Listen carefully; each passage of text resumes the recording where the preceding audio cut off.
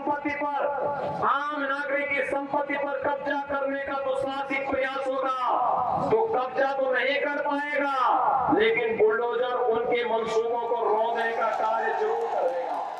UP में दूसरे चरण के बाद अब तीसरे चरण का मतदान 20 फरवरी को होना है, जिसको लेकर राजनीतिक पार्टियों के दिग्गज नेता और स्टार प्रचारक लगातार यूपी का दौरा करने में लगे हुए हैं और रैली व जनसभाएं कर रहे हैं।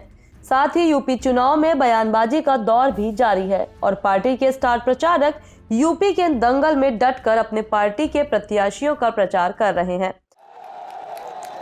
सभी लोग सहमत हैं ना? आपको ऐसी सरकार चाहिए? सभी लोग सहमत? तो मूलचंद जी को भारी बहुमत से विजयी बनाएंगे।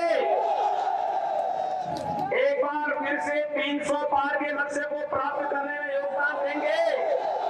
ये तभी होगा जब मूलचंद जी भारी बहुमत से चुनाव जीतेंगे। सहमत है ना?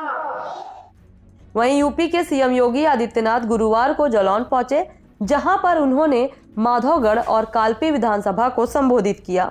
इस दौरान वो बसपा कांग्रेस छोड़ सपा पर हमलावर होते हुए नजर आए और कहा कि सपा सरकार में सिर्फ सफाई खानदान का विकास होता है। मैं भी आपको इस बात के लिए आश्वासन देता हूँ कि सुरक्षा भी और हर एक के घर में खुशहाली भी लाने का काम सरकार भारतीय जनता पार्टी की डबल इंजन की सरकार करेगी।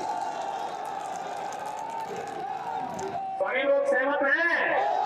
दोनों हाथ मिला करके मेरे साथ बोलेंगे। दोनों हाथ मिला करके, जहाँ कहीं छतों के ऊपर की माताएं खड़ी हैं वे लोग भी मेरे साथ बोलेंगे, भारत माता की, भारत माता की, भारत माता की।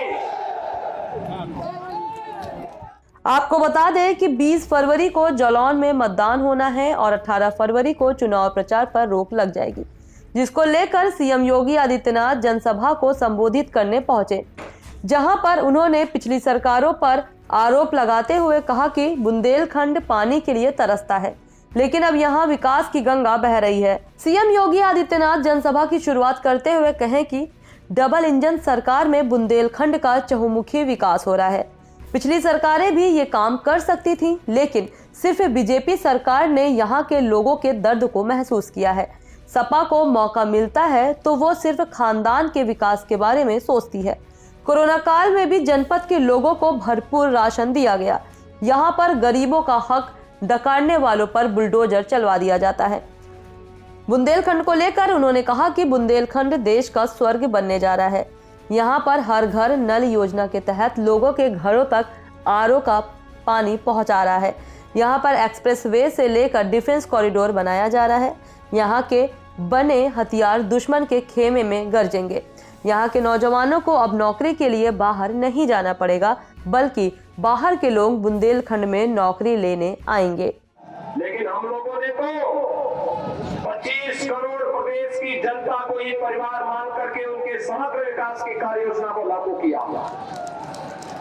आज यहाँ पर्यटन में फल फूल रहा है और भाइयों बहनों, अब तमंचा नहीं, अब तो यहाँ पे डिफेंस कॉरिडोर बन रहा है। डिफेंस कॉरिडोर और डिफेंस कॉरिडोर के माध्यम से, डिफेंस कॉरिडोर के माध्यम से अब यहाँ पर भारत की सेना के लिए तोप और फाइटर विमान बनेंगे, मिसाइल बनेंगे।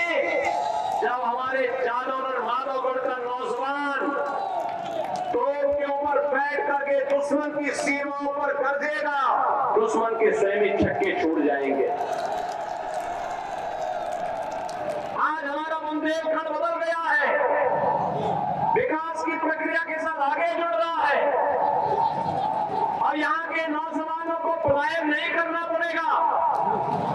भाइयों बहनों, हमारी सरकार ने आने के साथ जो कार्य यहाँ पर प्रारंभ किया, आप थोड़ा उस पर नजर डालेंगे तो आपको पता लगेगा कि वास्तव में पिछली सरकारें कितना बड़ा न्याय करती थी।